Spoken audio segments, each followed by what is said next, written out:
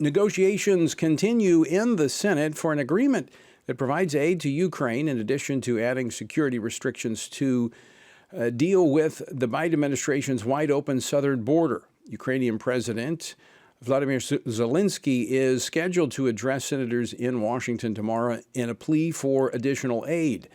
But with the Christmas recess scheduled to begin on Friday and Democrats refusing to budge on the border, could Senate negotiations run out of time?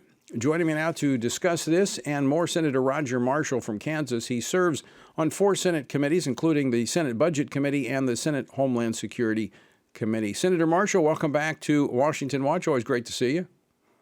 Tony, it's great to see you. We've got some challenges up here in D.C. And the clock is ticking. Are we going to make it?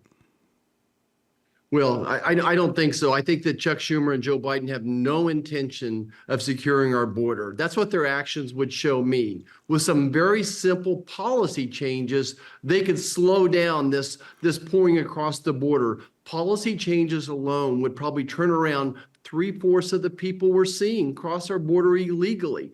Joe Biden could have done that yesterday, but he's not going to crater at this point in time. He's not going to give in because he's afraid of his immigration policies. He's afraid of those people that support immigration. But to me, this is a national security issue, and it really comes down to securing the border. We're not going to even talk about Ukraine, funding for Ukraine, until we secure our own border. It's that simple. So tomorrow there's going to be a meeting with all of the senators and President Zelensky. Was this scheduled, or is this kind of a last-minute plea? Did the Biden administration tell him he needed to come to Washington to make a plea, a pitch for this money? Well, he's being invited here by Joe Biden to come do the president's bidding.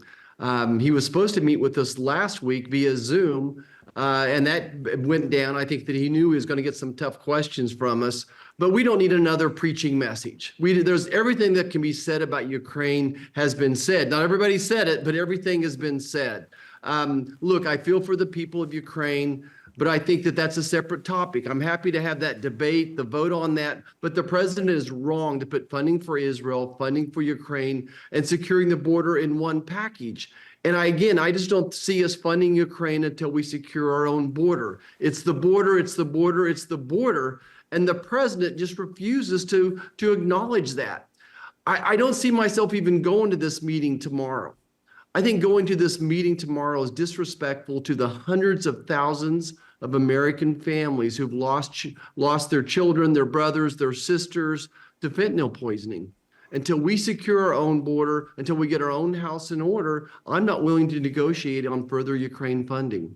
You mentioned how this has all been lumped together with the funding for Israel. I think it was 39 days ago, the House sent over a funding mechanism for Israel for the roughly $14 billion in military aid to them. But that has gone nowhere in the Senate.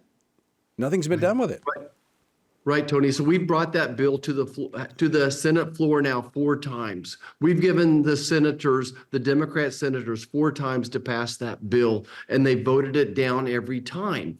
And again, I think that's because in reality, they are pro-Palestine, they are pro-Iran, they are pro everything that's not American, right? They become globalist for all practical purposes. You cannot be pro-Israel and pro-Iran.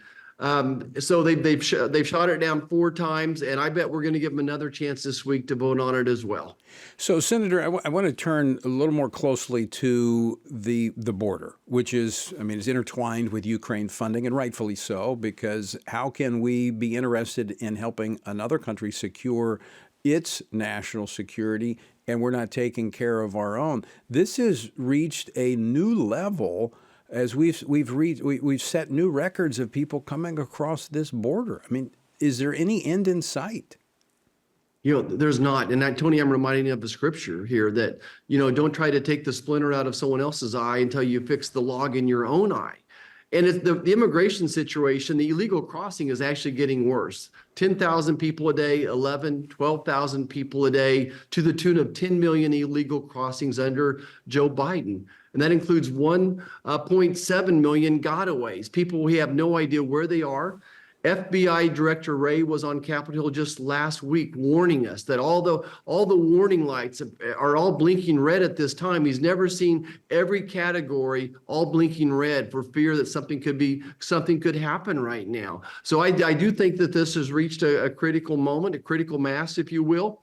And that's why we put this as the top priority for Republicans right now, is to secure our border. So just to be clear, Senator Marshall, no movement that we're seeing from the Biden administration or from Democrats being willing to accept reasonable steps to ensure that our southern border is secure so that we don't have terrorists coming across our border trying to do what happened in Israel on October the 7th happen here? Just the opposite. Actually, if you listen to Joe Biden closely, what he wants to do is put into place processes that's going to promote more people crossing the border illegally. He wants more asylum judges. He wants it easier to claim asylum. He wants more parole. He's already paroled 1.5 million people into our nation already.